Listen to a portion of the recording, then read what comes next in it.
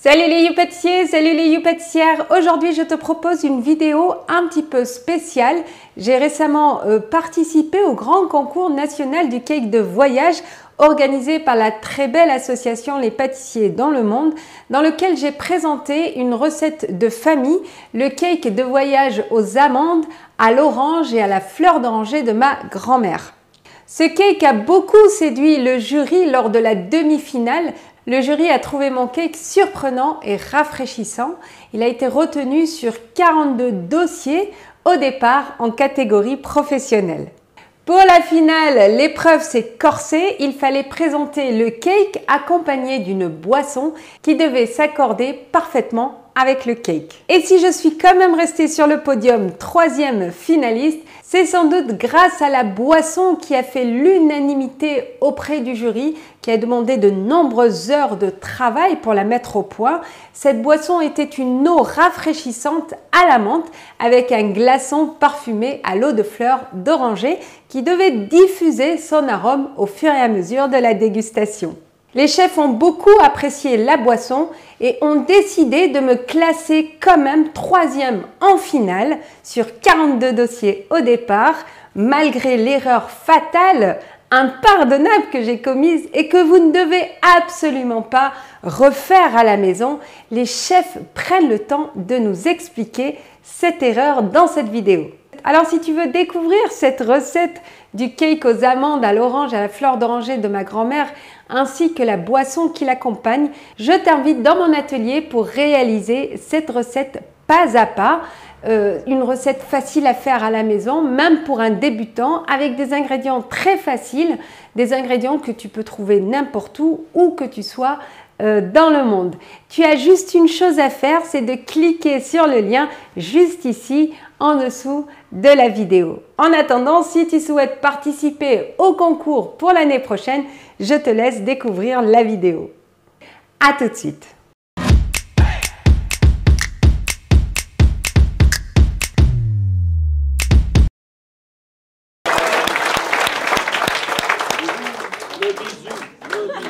Le bisou.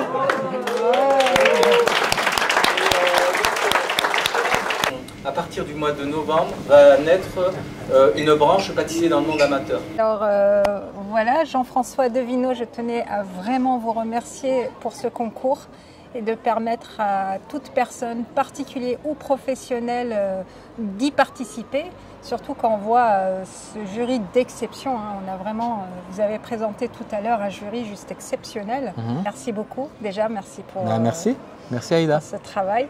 Et alors j'aimerais aussi que vous parliez un petit peu de votre association parce que je tiens juste à dire que moi au départ, je n'ai absolument pas osé m'inscrire et c'est monsieur Sébastien Lagrue qui m'y a invité en me disant mais non c'est ouvert, tout le monde peut participer et moi je n'osais absolument pas le faire. Mais j'aimerais vraiment qu'on parle de l'association pour permettre justement à mes abonnés, s'ils le souhaitent, de s'inscrire parce que c'est possible et c'est vraiment ouvert à tout le monde. Voilà, un petit mot sur l'association. L'association, je l'ai créée en 2009, tout simplement par les réseaux Facebook.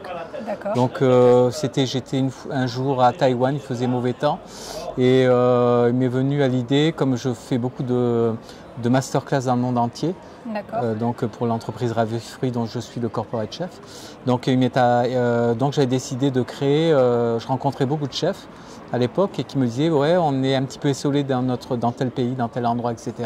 Et donc le but c'était un petit peu de fédérer un petit peu tous ces chefs. Donc l'année prochaine, vous me disiez tout à l'heure qu'il y aura justement l'édition numéro 2. L'édition numéro 2 du concours national du cake de voyage. Ouais. Alors à qui s'adresse ce concours? Qui peut s'inscrire?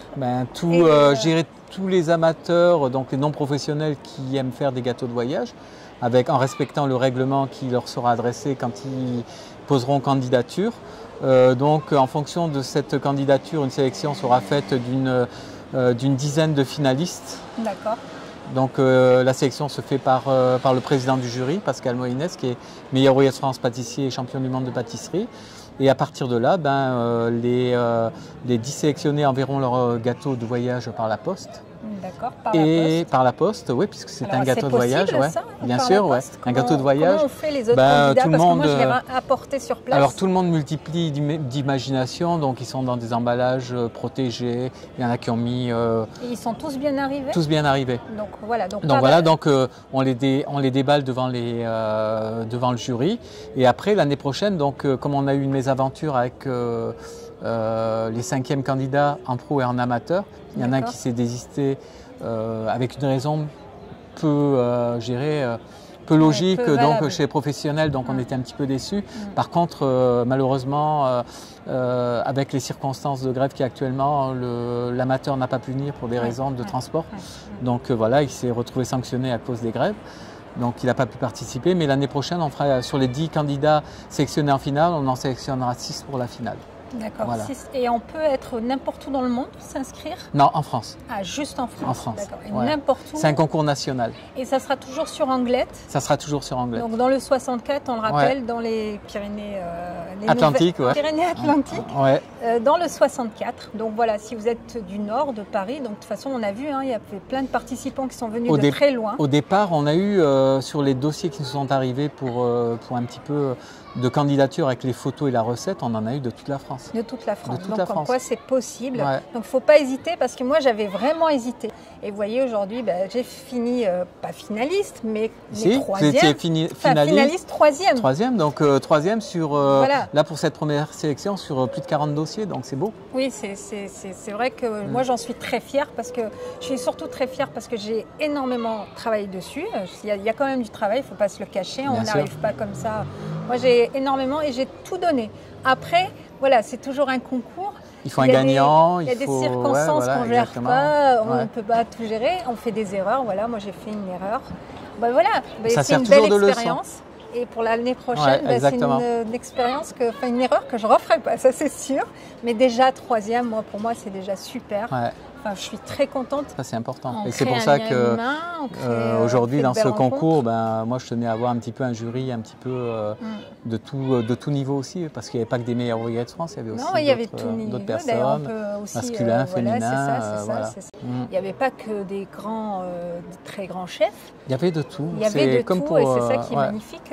Merci pour cette petite interview. Et puis, on se dit à l'année prochaine. Et puis, bienvenue à notre association. Merci beaucoup. Merci beaucoup, Jean-François Defoe, donc avec plaisir. Pâtissier dans le monde. Merci beaucoup. Merci Aïda. Hop.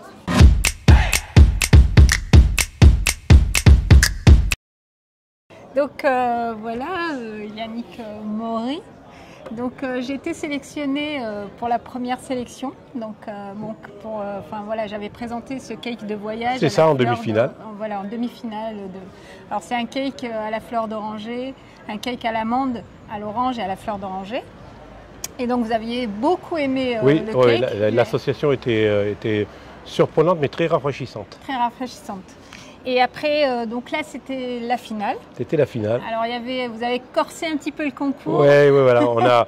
On a décidé de rajouter une boisson d'accompagnement, justement parce que souvent, c'est destiné à boire au tea time, comme on dit, voilà. Et on s'est dit, ça serait sympa qu'ils se penchent un petit peu comment mettre en valeur leur cake, leur gâteau de voyage. C'est ça. Alors, j'ai été sélectionnée, donc j'ai gagné la 4e place. Donc, il y avait 4 finalistes. Donc, il y avait le 4, le 3, le 2. Le 1. Donc non, j'ai gagné la troisième. Troisième place. Mais le niveau était très élevé. J'ai été même surpris par rapport à la demi-finale où tous les candidats là ont monté d'un cran pour la finale. Et ça a été difficile de les départager. Difficile, mais bon après on a pu départager avec des petites erreurs techniques ou des choses qui pouvaient se dire elle n'aurait pas comme là pour toi malheureusement. Alors qu'est-ce qui a pêché sur le mien? Qu'est-ce qui a pêché sur le tien?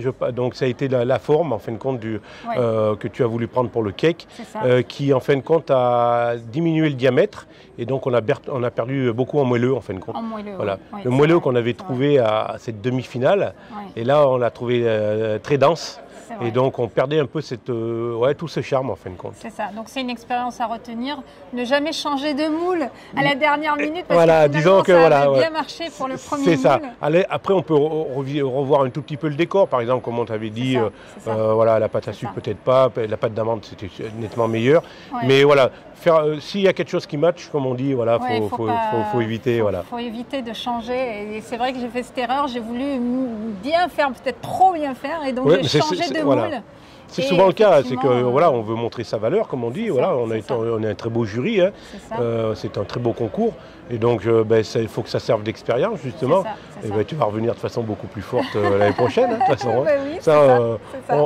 J'en doute pas du tout. Hein. C'est gentil. En tout cas, merci beaucoup. Ça a été un vrai plaisir de concourir, surtout avec un jury comme ça d'exception.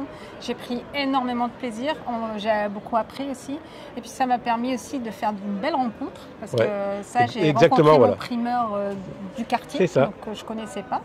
Et puis ça m'a vraiment... Dans les concours, c'est important, comme je dirais à toutes les personnes qui se mesurent à des concours. C'est toujours facile de rien faire, de critiquer. Hein, on le voit bien, justement, c'est la mode et tout ça. Mais se mesurer à un concours, c'est déjà essayer de montrer sa valeur, donner un peu de publicité à ce métier-là, tout simplement. Promouvoir le bon goût, le bon. Et en fin de compte, c'est vrai que je pense que tous les candidats sont valeureux. Comme dans tous les concours, bien sûr, c'est facile de dire qu'il faut un premier jusqu'à un dernier, bien sûr. On est trop frustré quand on n'est pas à la place qu'on voudrait. Mais je pense que c'est important de se dire, voilà, on apprend tout le temps. Voilà, ça c'est clair, on apprend. C'est vrai qu'on ne perd jamais, hein, on apprend forcément. Et après, il faut justement savoir écouter. Je pense voilà, la meilleure écoute, voilà, savoir bien écouter pour ne pas faire les mêmes erreurs, savoir s'entourer un petit peu et puis se donner de la libre à sa passion surtout. Voilà. Parce que nos entremets, c'est de l'amour en fin de compte, tout simplement. Oui, on ne peut pas faire de toute façon le métier. Voilà. Donc voilà, c'est un métier passion, donc ça se retranscrit. En tout cas, merci beaucoup. Merci à toi. Pour ce gentil mot et à très bientôt. À très bientôt. Alors, l'année prochaine, oui, je compte. Je compte là-dessus. Hein. Et je ne changerai pas de moule. Et je changerai pas de moule, c'est clair. Merci beaucoup. Merci. De rien, avec plaisir.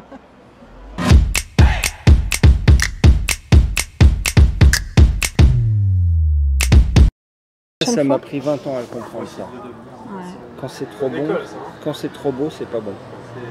Donc quand on cherche trop la perfection esthétique, on en arrive à nuire au goût, à la dégustation. Ça, je retiendrai ça. Et parce que quand vous finissez par mettre beaucoup de plaques dessus, c'est pareil, vous l'enfermez.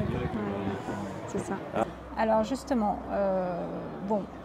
on a compris avec Yannick Maury pourquoi mon gâteau a moins bien fonctionné cette fois-ci et pourquoi j'ai la 3e place. Parce que j'ai changé de moule et c'est, comme vous me l'expliquez, un moule fermé. Alors voilà, je vous laisse expliquer donc, pour que les particuliers chez eux à la maison comprennent et ne font pas la même erreur que j'ai faite pour le concours. La pâtisserie, que ce soit des pâtes à cake ou des masses à cake ou des pâtes à financier où il y a souvent un peu de levure chimique dedans, ou que ce soit des pâtes levées, type pâte à brioche, pâte à baba, pâte à kouglof, c'est des pâtes qui ont besoin de liberté et de s'exprimer, de prendre du volume. Si vous les enfermez, elles cuisent comprimées. Donc vous nuisez à la texture, au moelleux. C'est ça. Quand ils ne prennent pas de texture et de moelleux, comme il y a du gluten, ça développe de l'élasticité. Et donc c'est ce qui a rendu votre cake un peu compact et puis élastique en dégustation. C'est ça. En fait, j'ai voulu privilégier le visuel et faire quelque chose de plus beau parce qu'à la première dégustation, j'avais fait dans un moule ouvert, mais il n'était pas net. Il était très bon, mais il n'était pas net. Donc j'ai voulu un petit peu effacer cette erreur, le rendre net. Le problème, c'est que je l'ai enfermé, je l'ai séché et finalement, donc le goût était moins... C'est surtout la texture qui était moins agréable. Le goût, il était bon, hein, mais la texture était moins agréable. C'est la texture. Moi, je dis toujours que la pâtisserie, alors ça va aller un peu à l'encontre de ce que vous avez voulu faire, mais moi, je me soucie, du goût, de la texture, et trois, et je dirais en tout dernier, du visuel.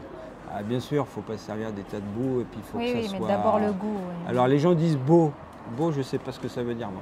Il faut que ça soit appétissant, gourmand. Vous voyez ce que je veux dire? Pour moi, un beau gâteau, c'est un gâteau qu'on a envie de manger. Donc, tout ce qui Alors il y a une phrase que j'ai dit à l'équipe dont je me suis occupé pour la Coupe du Monde qui a fini 3e, là, et forcément on est à l'époque pour être 3e. J'aurais dit on ne perd pas, on apprend. Tout à fait, oui, bien sûr. On gagne ou on apprend en fait. Mais Par exemple, nous, dans mon atelier de production à la boutique, on a 6 fours différents, dont 3 à sol et 3 fours ventilés. Les 3 fours ventilés sont de la même marque, le même type. Et ils cuisent pas. Il n'y en a pas un qui cuit de la même façon. C'est fou, par exemple, je vais prendre un exemple tout bête des chouquettes. Et ben, on a un four, on cuit les chouquettes à 160, l'autre 157, l'autre 163, parce qu'ils ne sont pas placés pareil sous la hotte. Parce que moi, j'ai mis le même timing, j'avais un chronomètre, j'ai mis la même température et même j'étais en sous-température de 3 degrés, c'est-à-dire j'étais à 163, lui 165. Et malgré ça, la cuisson n'était absolument pas la même, ça n'avait rien à voir. C'est clair. Donc si vous aviez un conseil pour un particulier qui fait de la pâtisserie française à la maison, qu'est-ce qu'il doit vraiment, pour faire un beau gâteau, qu'est-ce qu'il doit privilégier? Alors j'avais écrit mon premier bouquin qui était un peu destiné aux amateurs, qui s'appelait La pâtisserie en toute simplicité. La préface avait été faite par mon ami et quelqu'un que j'admire beaucoup, Pierre Hermé, qui avait écrit une phrase qui avait dit « Il faut s'imprégner de la recette, la pratiquer, la maîtriser avant de s'en libérer. » Donc en pâtisserie, moi je dis souvent... C'est tellement ça. en pâtisserie, je dis souvent, alors je chambre un peu mes copains cuisiniers aussi, pour être un bon pâtissier, il faut être un psychorigide de la balance du thermomètre. Et puis en cuisine, vous avez une sauce qui est un peu plus souple, un peu plus liquide, un peu plus épaisse, vous allez détendre. En pâtisserie, on te paye tout de suite. Vous allez rajouter du liant, de la crème, du fond, du machin. En pâtisserie, même moi qui ai 35 ans de métier, un col bleu blanc rouge, on peut pas ça rattraper. Vous arrive de rater des recettes encore, c'est vrai. Mais on peut pas bidouiller, quoi. On peut pas. Ouais, il faut vraiment respecter scrupuleusement, parce que sinon, vous avez un gâteau, mais c'est pas le même, quoi. Donc vous êtes le créateur on peut le dire, d'une revue qui est fantastique. Qui s'appelle Artisan. Qui s'appelle Artisan, où il y a beaucoup de conseils, c'est ça? En fait, j'ai créé cette revue il y a 5 ans lors d'un CIRA. Enfin, je l'ai lancée lors d'un CIRA, donc elle avait déjà 1 an parce qu'il a fallu le temps de la concevoir. Et les idées principales de la revue, c'était de défendre, promouvoir le vrai artisanat. Et les colonnes vertébrales du magazine, c'était de ne pas parler que des stars, de parler des vrais artisans qui faisaient leur boulot dans des villes de 50 000, dans des villes de 20 000, dans des villages, dans des campagnes, mais qui faisaient vraiment leur boulot, de produire eux-mêmes les produits avec leurs propres recettes, avec leur propre vision du métier. Donc on a les recettes de ces artisans, super. Deuxième point, c'était que les publicitaires soient que des gens qui produisent du matériel ou des matières premières pour l'artisanat, mais pas des gens qui vendent des croissants surgelés ou autres. D'accord. Pas des gens qui ne bossent pas notre métier. Et puis la troisième, c'est qu'on travaille très très peu avec des agences de com ou des agences de pub, et on produit nos propres reportages. Donc j'ai 3 photographes et 3 journalistes sur la route, et les photos qui sont prises et les tests qui sont écrits sont pour nous, en fait. Les artisans, ils mettent des produits et des recettes qui vendent dans leur boutique, qui sont faisables en production. D'accord. C'est un peu... Donc nous, à la maison, c'est un peu plus la vraie vie, quoi. Si on essaye de reproduire les mêmes... ça marche. Donc super revue qu'on Moi, j'ai toujours été vachement attaché à ça. J'ai dû faire 25 ou 30 livres. Et aujourd'hui, on a une vraie clientèle livre, parce que les gens, quand ils m'interpellent dans des jurys ou des trucs, ils me disent « Ah ouais, mais j'ai vos livres, mais vos recettes, elles marchent, quoi. » Parce que si vous venez dans mon atelier de production à la boutique, on travaille avec les recettes des livres, quoi. Par exemple, j'ai publié un livre qui a fait un tabac sur les flancs. La recette du flanc du livre, c'est la recette du flanc que je suis au magasin, et on en vend 300 parts par jour, quoi. Donc ça fonctionne. Bon, moi aussi, je vais m'abonner alors. D'ailleurs, je tiens à te dire aussi que j'ai une vidéo sur le macaron à la framboise qui marche très bien sur YouTube. Et le confit de framboise, c'est la recette justement de Stéphane Glacier, parce que vraiment, c'est un de mes chefs préférés. Je vous adore. Ça fait 20 ans qu'on fait des livres. Je connais bien vos confits. Des cours, et on commence à avoir un historique. Rien vient par hasard, de toute façon. Et je pense qu'il y a beaucoup de travail, énormément de travail. Pour arriver au niveau où vous êtes, ça se fait pas tout seul. Ça se fait pas tout seul, j'imagine. Et ça, moi, j'essaie de l'inculquer, de le communiquer aux jeunes professionnels, où il ne faut pas croire que ça tombe du ciel, quoi. Bien sûr. Parce que même à 50 ans, même si on a déjà eu des titres et du succès, moi, je suis à la tête d'une entreprise, on est plus d'une trentaine. C'est beaucoup de travail. On travaille encore beaucoup. Combien d'heures par semaine? Moi? Oui.